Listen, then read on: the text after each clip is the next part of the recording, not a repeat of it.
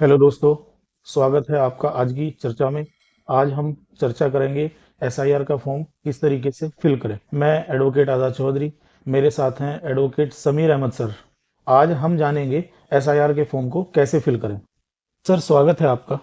Sir, जैसे SIR का form है, एक तो ये बताइए सर उसमें किन किन सावधानियों को बरतना चाहिए। दूसरी चीज ये है सर कि उस गणना प्रपत्र के अंदर जो 3 कॉलम है, उन 3 कॉलमों में से कौन सा कॉलम किसके लिए है, ये चीजें आप विस्तार पूर्वक बताइए।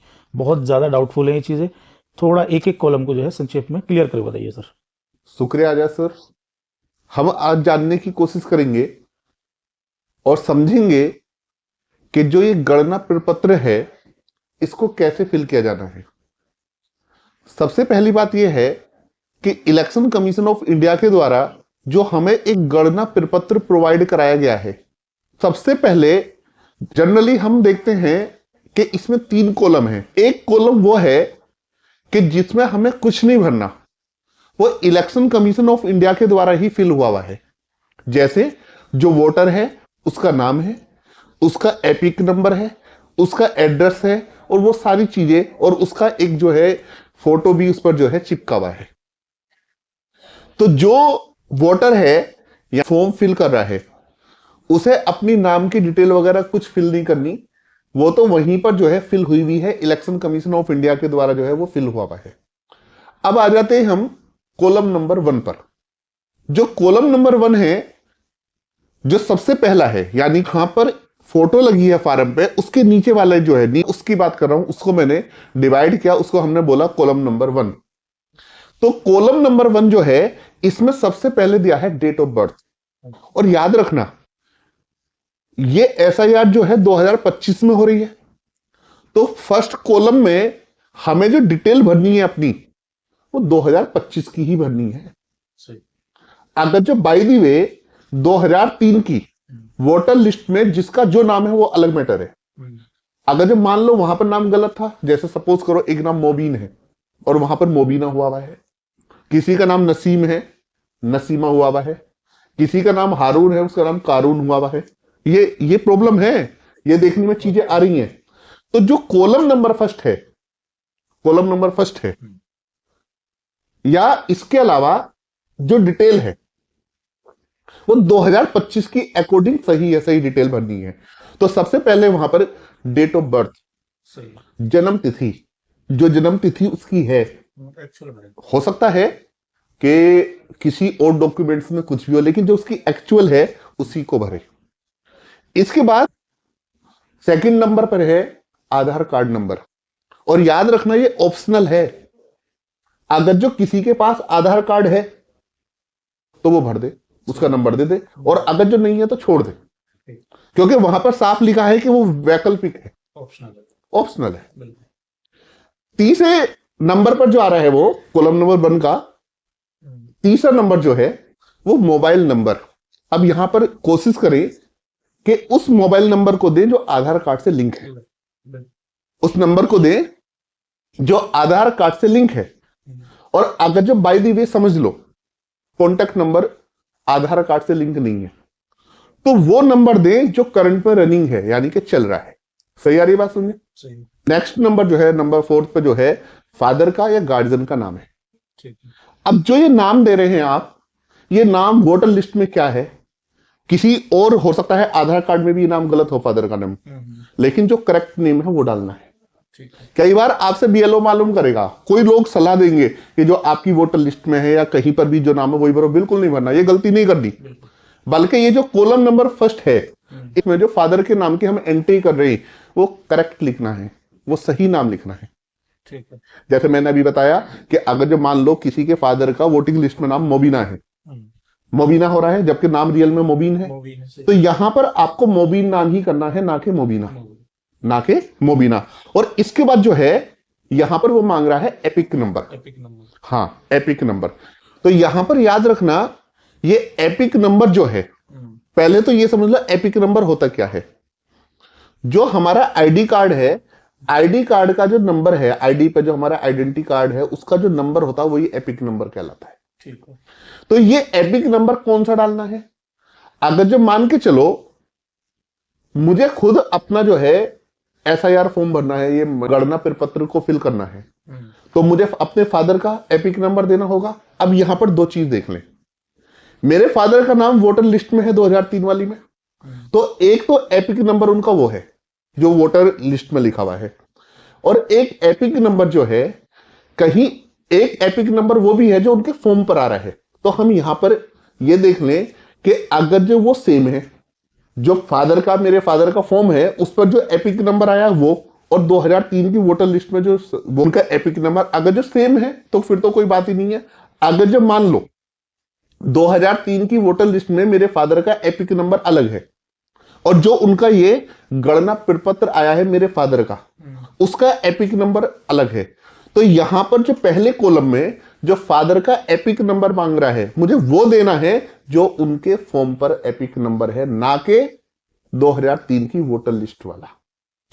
समझ रहे हो? मैं एक बार इसको और बता देता हूं कि जहां पर फादर का एपिक नंबर मांग रहा है, तो एपिक नंबर एक तो जो फादर है जिंदा है, फादर का जो है जो फॉर्म आया है, ये गणना प्रपत्र आया है, एक तो एपिक नंबर उनका वहां पर लिखा हुआ है गणना प्रपत्र पे, और अगर जो उनका नाम वोटर लिस्ट में भी है 2003 वाली, तो उनके नाम के सामने भी एपिक नंबर है।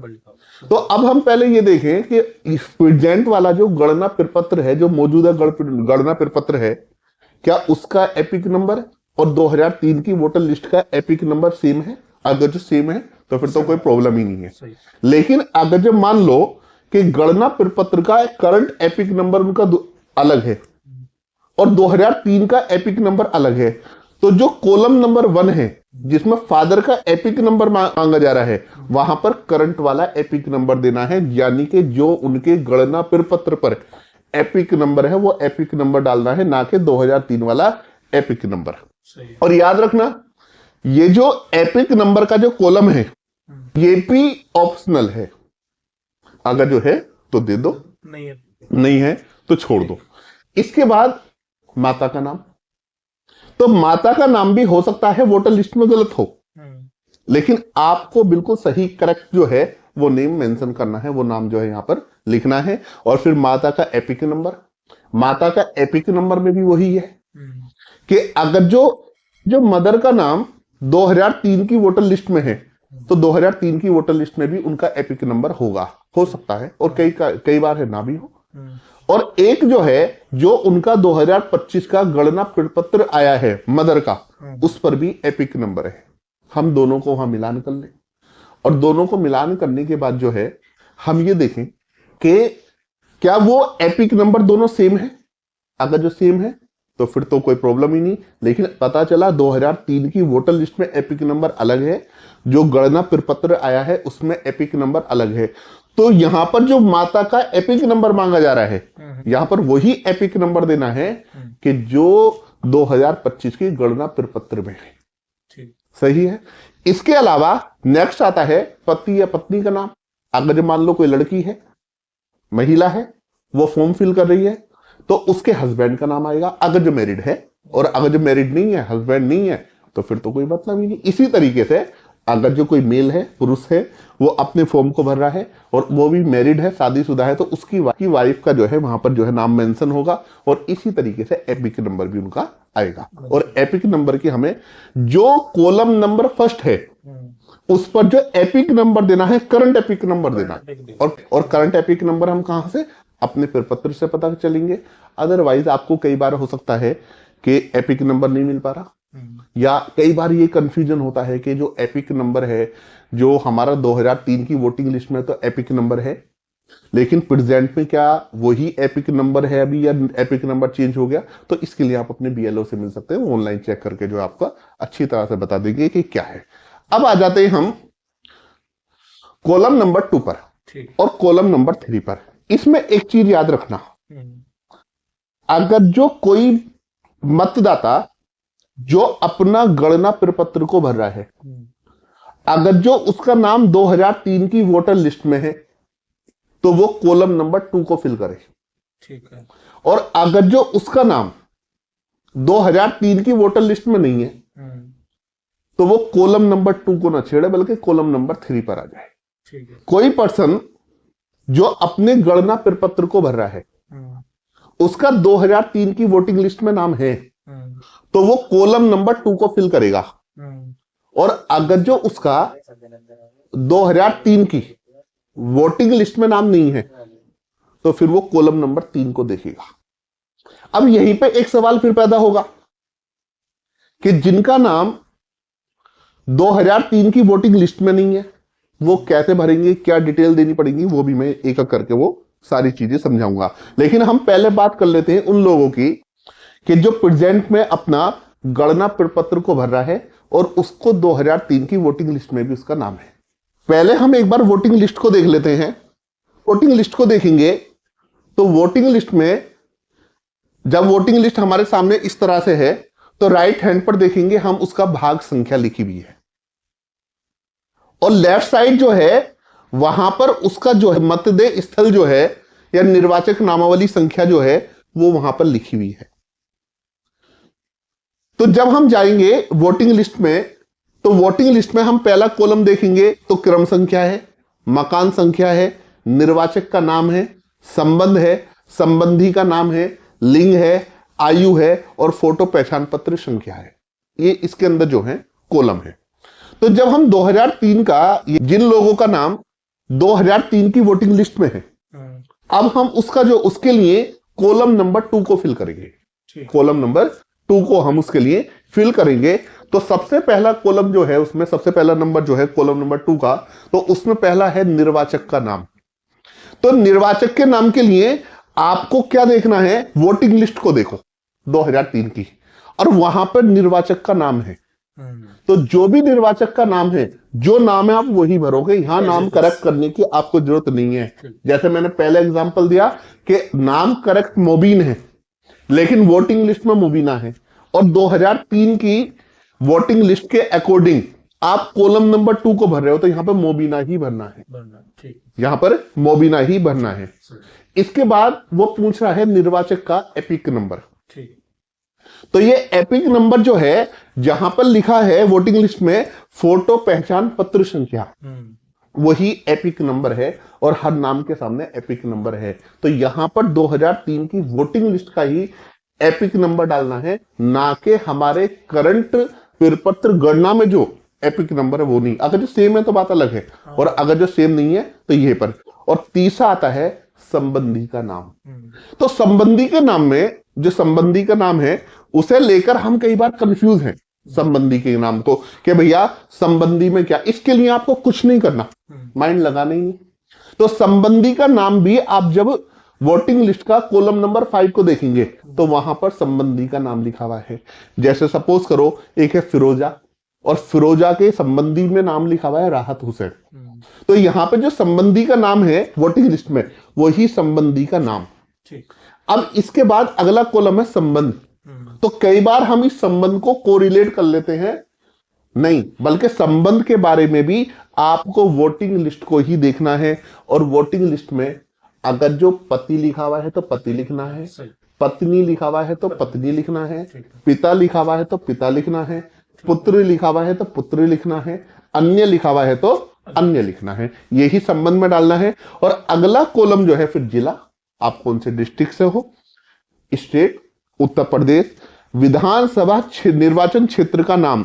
तो जो विधानसभा निर्वाचन क्षेत्र है ये प्रेजेंट वाला नहीं डालना, बल्कि ये भी 2003 वाला। जैसे मेरठ की अधिकतर जो है, जो आज दक्षिण है, ये सिवाल खास में था 2003 में। तो उस टाइम पे जो यहाँ पर जो लिखा हुआ रहा है विधानसभा निर्वाचन क्षेत्र का नाम, वो सिवाल खास आएगा, ना कि मेरठ दक्षिण। इसके बाद जो है विधानसभा निर्वाचन क्षेत्र की संख्या आ रही है। मैंने अभी आपको बताया था, जब वोटिंग लिस्ट को आप सामने रखोगे लेफ्ट साइड में बिल्कुल पहले पे ही निर्वाचन नामावली संख्या है, राइट साइड में जो है उसकी भाग संख्या है। इसके बाद ये क्रम संख्या जो है, क्रम संख्या में आपको वो देखना है जो आपका वोटिंग लिस्ट है। वोटिंग लिस्ट में आपका नंबर अगर जो 25वां है तो 25वां आपकी क्रम संख्या है। तो ये जो हमने कॉलम नंबर सेकंड की बात करी, ये कॉलम नंबर सेकंड की बात हमने उन लोगों की कि जिनका 2003 की वोटिंग लिस्ट में नाम है। अब सपोज करो ऐसा कोई व्यक्ति कि वो प्रेजेंट में 18 साल से ज्यादा है, लेकिन 2003 की वोटिंग लिस्ट में उसका नाम नहीं है। सही। या जैसा कि हमने एसआईआर को देखा, तो एसआईआर में ये माना कि ऐसा कोई व्यक्ति कि जिसका जन्म 1 जुलाई 1987 से पहले हुआ है और 2003 की वोटिंग लिस्ट में नाम है उसका। कुछ लोग ऐसे भी हैं कि जिनका जन्म तो 1 जुलाई 1987 से पहले हुआ लेकिन उनका वोटिंग लिस्ट में नाम नहीं है। तो अब इसको जिन लोगों का 2003 की वोटिंग लिस्ट में नाम नहीं है उनको कॉलम नंबर 3 को देखना है। कॉलम नंबर 3 को जब देखेंगे, जैसे सपोज करो मैं अपना ही एग्जांपल लेता हूं, मेरा 2003 की वोटिंग लिस्ट में नाम नहीं था, सही बात। मेरा 2003 की वोटिंग लिस्ट में नाम नहीं है, तो लेकिन मेरे फादर का नाम जो है 2003 की वोटिंग लिस्ट में है, या मेरी मदर का नाम 2003 की वोटिंग लिस्ट में है। तो यहां पर जब मैं कॉलम नंबर 3 को देखूंगा तो कॉलम नंबर 3 में जो पहला नंबर है वहां पर नाम है, तो यहां पर मेरे फादर का नाम आएगा या मेरी मदर का नाम आएगा, उनका एपिक नंबर आएगा, और उनका एपिक नंबर वही जो 2003 की वोटिंग लिस्ट में है, और वही उनका नाम, चाहे नाम गलत हो हमें वही भरना है जो 2003 की वोटिंग लिस्ट में है। और इसके बाद जो है संबंधी का नाम, मेरे फादर के सामने संबंधी के नाम में मेरे दादा का नाम लिखा हुआ है, तो यहां पर संबंधी के नाम में मेरे दादा का ही नाम आएगा, क्योंकि वो पूछ रहा है मेरे फादर के संबंधी को, ना कि मेरे संबंधी को। हाँ, सही बात है। नहीं, तो जो यहां पर जैसे मेरा 2003 की वोटिंग लिस्ट में नाम नहीं है, मैं अपने फादर का नाम डाल रहा हूं, मेरे फादर का नाम 2003 की वोटिंग लिस्ट में है, तो पहले नंबर पे मैंने अपने फादर का नाम, उसके बाद उनका EPIC number according to the list of the 2003, है ना, 2003 की जो वोटिंग लिस्ट है उसके अकॉर्डिंग। और इसके बाद जो है ये संबंधी का नाम जो है, तो संबंधी के नाम को भी मुझे वोटिंग लिस्ट देखना है, और जब मैंने वोटिंग लिस्ट में देखा अपने पापा के सामने संबंधी का नाम देखा तो मेरे दादा का नाम है, तो यहां पर संबंधी के नाम में मुझे अपने दादा का नाम मेंशन करना है। नेक्स्ट कॉलम आया संबंध, तो संबंध जो है तो मेरे दादा के और मेरे पापा के बीच में जो संबंध वाला है कॉलम नंबर 4, उसमें संबंध लिखा है पिता, तो मेरे दादा से मेरे पापा का नंबर, मेरे पिताजी का संबंध क्या है, पिता वाला, तो यहां पर संबंध में आएगा पिता। इसके बाद जिला, कौन सा जिला है, स्टेट का नाम, और फिर अपना वही कि विधानसभा क्षेत्र कौन सा है, विधानसभा क्षेत्र की निर्वाचन क्षेत्र की संख्या क्या है, भाग संख्या क्या है, और उसका जो है क्रम संख्या क्या है, ये मैंने पहले से आपको बता दिया। इसके बाद जब ये सारी चीजें हो जाएंगी तो यहां पर एक वो जो है एक नीचे आकर एक जो है डिक्लेरेशन है, उसके बाद सिग्नेचर करनी है। ये जरूरी नहीं है कि सिग्नेचर वही व्यक्ति करे जिसका फॉर्म है, सिग्नेचर परिवार का कोई भी मेजर मेंबर कर सकता है, कोई भी वयस्क सदस्य कर सकता है, लेकिन शर्त यह है कि अगर जो मान लो मेरा फॉर्म है, मेरे फॉर्म को मेरे अलावा किसी और ने फिल किया है, मेरे फादर ने फिल किया है या मेरे भाई ने फिल किया है, मेरी मदर ने फिल किया है, तो उन्हें सिग्नेचर वो लोग कर देंगे, कोई परेशानी नहीं है, लेकिन उन्हें क्या करना पड़ेगा कि उन्हें जो है अपना संबंध खोलना पड़ेगा कि उनका मुझसे संबंध क्या है, यानी कि मेरे कौन से संबंधी ने मेरी जगह जो है सिग्नेचर मेरे फॉर्म पर क्या है, ये वाली चीज। इसके अलावा एक चीज और याद रखना कि फॉर्म में जो है मोबाइल नंबर, अगर जो परिवार में 6 लोग हैं, अब 6 लोगों की वोट बन रही है, तो जरूरी नहीं है कि 6 के मोबाइल नंबर अलग हों, अगर जो सबका अलग अलग है कोई परेशानी नहीं है। और अगर जो एक ही नंबर है पूरे परिवार पर, एक ही नंबर है पूरे परिवार पर, तो एक ही कॉन्टेक्ट नंबर सबसे जो है वो चल जाएगा। बस शर्त ये होनी चाहिए वो रनिंग में हो, 2 फॉर्म मिले हुए हैं, दोनों फॉर्म को भरे, बीएलओ आएंगे, बीएलओ साहब आएंगे, बीएलओ साहब जो है एक फॉर्म आपसे लेंगे, दूसरा फॉर्म आपके पास छोड़ जाएंगे और उस पर रिसीविंग जो है वो देकर जाएंगे। ये है। और बताएं सर इसके रिगार्डिंग और क्या क्वेश्चन है? सर एक कंफ्यूजन सबसे ज़्यादा क्रिएट हो रहा है फिलहाल, और कंफ्यूजन सर ये है जैसे कोई शादीशुदा महिला है उसकी डिटेल भरते वक्त कंफ्यूजन ये है कि वो अपनी डिटेल में किसकी डिटेल, मतलब अपने ससुर की डाले, अपने फादर की डाले, वो 2003 में वोटर लिस्ट में अगर उसका नाम है तो किसकी डिटेल डालनी पड़ेगी, ये कंफ्यूजन सबसे ज़्यादा क्रिएट हो रहा है, इसे बताइए डिटेल में। आपका सर सवाल ये है कि अगर जो कोई शादीशुदा महिला है उसको किसकी डिटेल देनी है, कॉलम नंबर 2 और कॉलम नंबर 3 में, सही है, ये मान लेते हैं। सबसे पहले शादीशुदा महिलाओं को हम 2 कैटेगरी में बांट लेते हैं। एक शादीशुदा महिला वो कि जिसका 2003 की वोटिंग लिस्ट में नाम है, एक शादीशुदा महिला वो जिसका 2003 की वोटिंग लिस्ट में नाम नहीं है, सही है, ये हो गया। तो सबसे पहली चीज, अगर जो कोई महिला शादीशुदा है और उसका 2003 की वोटिंग लिस्ट में नाम है, तो उसमें तो कंफ्यूजन ही नहीं है, वो अपनी वोटिंग लिस्ट को उठाए और उसके अकॉर्डिंग सारी चीजें जो है भर दे। हाँ, इसमें ये हो सकता है कि 2003 की वोटिंग लिस्ट में उसका नाम जो है उसके मायके में हो, उसके पिताजी के घर पे हो, और अब वो ससुराल में आ गई, तो वोटिंग लिस्ट तो वही चलेगी। अपने बीएलओ से कहकर अपने, और यहाँ के वाले बीएलओ को और अपने मायके वाले बीएलओ से कह दें कि अब ये वोट जो है यहाँ से काट दो और ये वोट जो है यहाँ पे शिफ्ट हो जाएगी। ये तो सीधी सी बात है। अब ऐसी कोई महिला कि जो शादीशुदा है लेकिन 2003 की वोटिंग लिस्ट में नाम नहीं है, अब वो किसकी डिटेल दे? कई बार कंफ्यूजन ये है कि अगर जो हस्बैंड की वोटिंग लिस्ट में नाम है 2003 की, तो क्या उससे काम चल जाएगा? बिल्कुल नहीं चलेगा। ये कड़वा सच है, बिल्कुल नहीं चलेगा। अगर जो किसी के दिमाग में जरा सा भी भ्रम है, कुछ कंफ्यूजन है, वो निकाल दे। यहां पर सीधी सी बात ये है, जैसे मैं एग्जांपल इसका मैं खुद हूं, मेरी वाइफ, मेरी शादी हुई, मेरी वाइफ का 2003 की वोटिंग लिस्ट में नाम नहीं है। सही बात है। अब उनको प्रेजेंट जो है गणना प्रपत्र को भरना है, तो कॉलम नंबर 1 में वो अपनी प्रेजेंट डिटेल देंगी। सही है। कॉलम नंबर 2 में उनका आएगा ही नहीं, अब उनका कॉलम नंबर 3। तो कॉलम नंबर 3 में जो वो डिटेल देंगी वो अपनी फैमिली के, अपने फादर या मदर की देंगे, ना कि मेरी मदर या मेरे फादर की। ठीक। सही है। सही।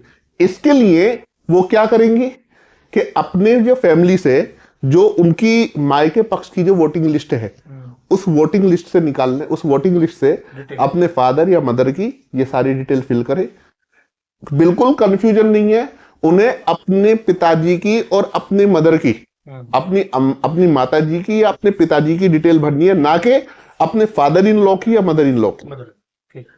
इन लॉस की डिटेल नहीं भरनी, बल्कि अपने माता पिता की जो है उनको डिटेल देनी है। जैसे मेरी वाइफ है, अब वो अपना ये फॉर्म भरेंगी, तो यहां पर जो वो कॉलम नंबर 3 को यूज करेंगी, तो वो अपने फादर की, यानी कि मेरे फादर इन लॉ में डिटेल जो है उसमें फिल करेंगी, अपने फादर का नाम फिल करेंगी, उनका एपिक नंबर डालेंगी, उनके जो है संबंधी का नाम, यानी कि अपने ही दादा का नाम डालेंगी, अपने उनके दादा का और उनके फादर के बीच में जो पिता वाला रिलेशन है, उस रिलेशन को, डिस्ट्रिक्ट को, उनका जिला जो है। अब रही बात ये कि सपोज करो मेरी ससुराल में मेरी वाइफ की जो है वोट है, मुझे जो है उस वोट को अपने यहाँ लेनी है और वहां से जो है अपनी ससुराल से वोट उनकी जो है कटवानी है और यहाँ पर अपने यहाँ पर जो है ऐड करानी है। तो मैं अपने बीएलओ से कहूंगा, वो अपने वहां पर जो फॉर्म लेकर आएंगी, वो उसे बता देंगे साहब यहाँ से अब ये वोट कटेगी, ये वोट वहां पर जाएगी। तो वो सीधा सा प्रोसेस है। और सर एक क्वेश्चन ये है, अगर किसी व्यक्ति का नाम 2003 की एसआईआर वोटर लिस्ट में नहीं है,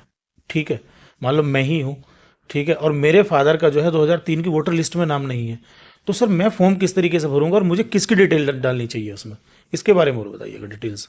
आपका सवाल ये है, अगर जो आपका नाम तो 2003 की वोटिंग लिस्ट में है ही नहीं, आपके फादर का नाम भी वोटिंग लिस्ट में नहीं है 2003 की, अब आप फॉर्म कैसे भरें? अब आप फॉर्म कैसे भरें?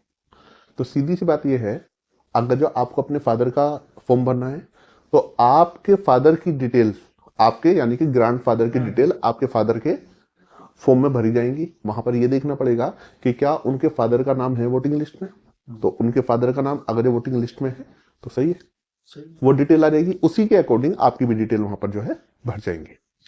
सपोज करो दादा का भी नाम नहीं है वोटिंग लिस्ट में, तो याद रखना, इसके लिए मैंने पहली वीडियो में अपना बताया था, मतलब पहली वीडियो से मतलब यह पहला जो हमारा डिस्कशन हुआ था, चर्चा हुई थी, उसमें हमने इस चीज को चर्चा की थी कि अगर जो मान लो कोई व्यक्ति ऐसा है उसका वोटिंग लिस्ट में नाम नहीं है, उसके फादर का भी नाम नहीं है, तो उसको जो है अब यहां पर देखना है उसका जन्म 1 जुलाई 1987 से पहले हुआ है या 2002 से पहले हुआ है, 2002 के बाद में हुआ है, तो उसका हमें यह देखना है कि अगर जो उसका जन्म 1 जुलाई 1987 से पहले या 2002 से पहले है, तो उसको 2 डॉक्यूमेंट्स देने पड़ेंगे। एक तो अपने फादर या मदर, अपने फादर या मदर का प्लेस ऑफ बर्थ का और डेट ऑफ बर्थ का कोई डॉक्यूमेंट्स वो देते, और इसी के साथ अपना भी कोई ऐसा डॉक्यूमेंट्स दे दे कि जिससे ये प्रूफ होता हो कि उसकी डेट ऑफ बर्थ और प्लेस ऑफ बर्थ। और इसके लिए इलेक्शन कमीशन ने 11 तरह के डॉक्यूमेंट्स बताए, जो मैं बता दूं। जैसे अगर जो उसका जो है बर्थ सर्टिफिकेट है, जन्म प्रमाण पत्र है, जाति प्रमाण पत्र है, पासपोर्ट है, उसका जो है कोई एजुकेशनल डॉक्यूमेंट्स है, इस तरह की उन्होंने जो ये चीजें बताई हैं, इसमें तो वो अपने फादर की दे दे, मदर की दे दे और अपनी दे दे। इन सारी चीजों को लगाने के बाद उसका जो है फॉर्म फिल हो जाएगा। तो ये सीधी सी बात है, ये वाली चीज है। कई बार ऐसा होगा कि कुछ लोगों के ये जो है गणना प्रपत्र नहीं मिले, कुछ के आगे कुछ के नहीं आए, तो इसमें भी बहुत ज्यादा जो है कंफ्यूज होने की बात नहीं है। अपने बीएलओ से बात करें, जो भी आपका बीएलओ है, और उस बीएलओ से फॉर्म ले लें और इन फॉर्म को जो है फिल कर दें। बहुत बहुत धन्यवाद सर। आज हम सुन रहे थे एडवोकेट समीर अहमद सर को, जिन्होंने मतगणना प्रपत्र को सावधानी पूर्वक किस तरीके से भरें उसके बारे में विस्तार पूर्वक बताया, और उसमें किस किस कॉलम में किस किस डिटेल को सही तरीके से भरा जाएगा उस चीज को भी विस्तार पूर्वक बताया। इसके पश्चात अगर किसी भी कैंडिडेट का कोई भी अगर क्वेश्चन है और या कोई कंफ्यूजन है मतगणना प्रपत्र को भरने के लिए, तो वो हमें कमेंट कीजिए, हम उसके कमेंट का जवाब देने का पूरी कोशिश करेंगे। धन्यवाद। जय हिंद, जय भारत।